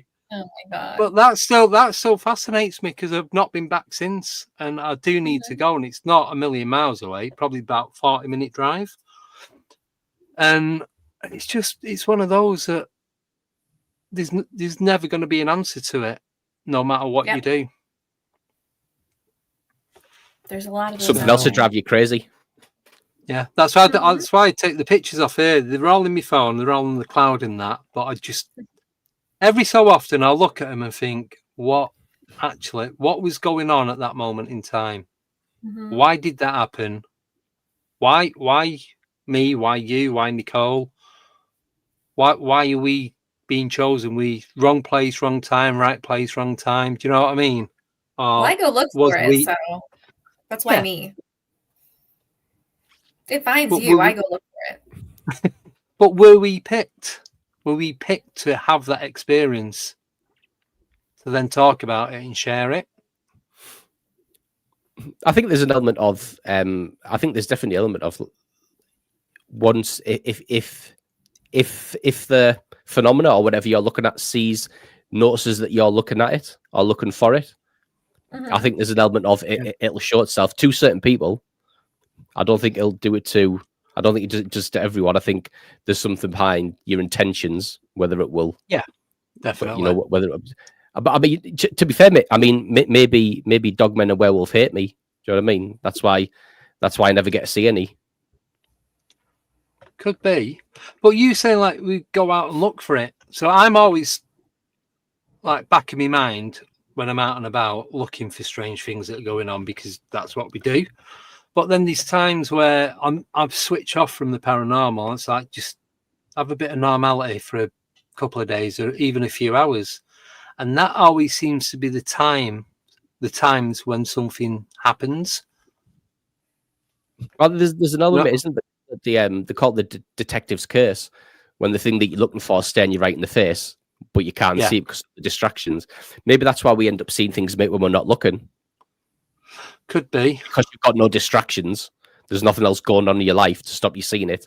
And then when you are calm and you are just sat there, that's when it pops up, because that's the most poignant time for it to pop up and interact with you. Yes. Mm-hmm. Yeah. Right. Yeah. We are coming up to the end of the show. And as you're going to be one of our... I know. As you're going to be one of our last unknown guests, so to speak, Nicole is going to ask you the question. Oh, we're doing all right, okay. All right. The question. We gotta do the question quick. Yes or no? Andy's not going to try to sway you. If you could know everything about the paranormal, everything, what everything is, how it works, would you want to know? No. Yes. Get in. No, I wouldn't. Andy's team no. I'm team yes. I want to know everything. Andy thinks it takes the fun out of it. Yeah, I was literally about to say that. Get in.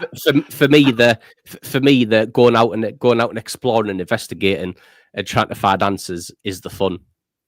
For me, that's the best part of the journey. If I knew everything, there would be no point in me going out and exploring and investigating stuff, because I would know.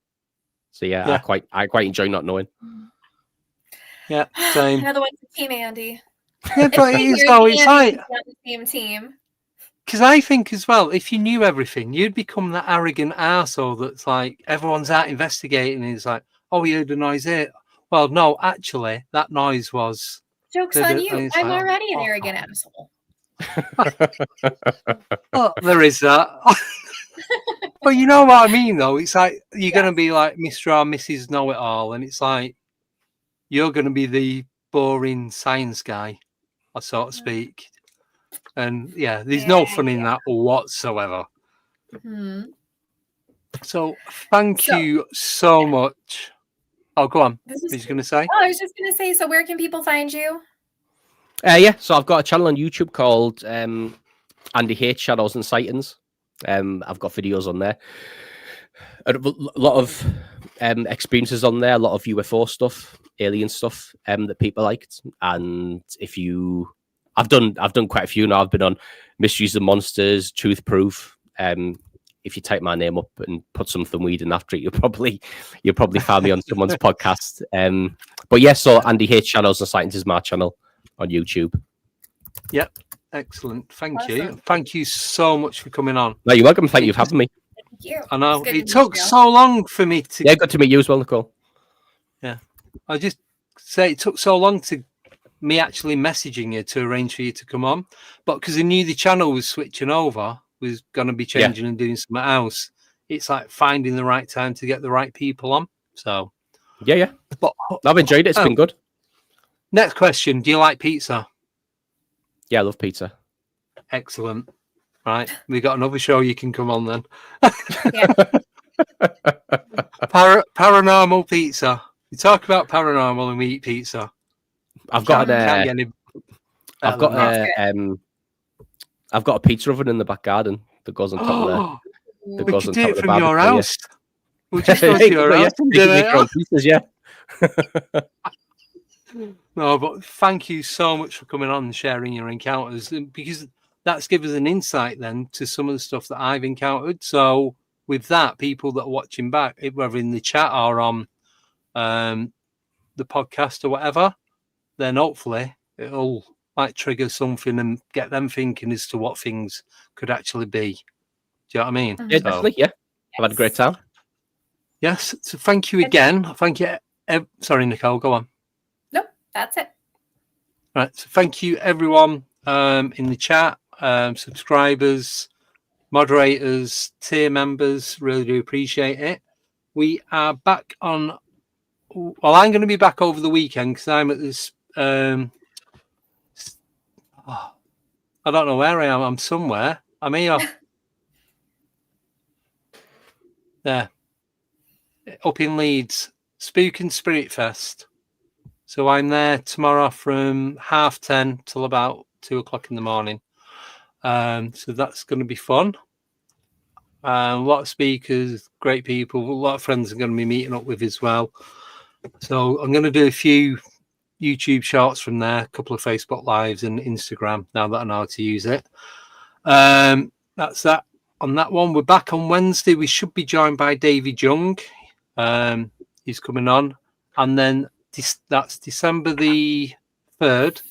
December the 10th is our last Wednesday where we have a guest on. After that, there's no more guests on a Wednesday. We're doing Encyclopedia of the Unknown that are going to be pre-recorded. So Friday is going to be our main night again. Yes. And we're going to be having panels and guests and just round tables and everything. So Andy, if you want to come back on for one of them, you are more than welcome. Yeah, I'd love to, mate. Excellent. Yeah, and we'll sort out the paranormal pizza as well. So that is everything from this end.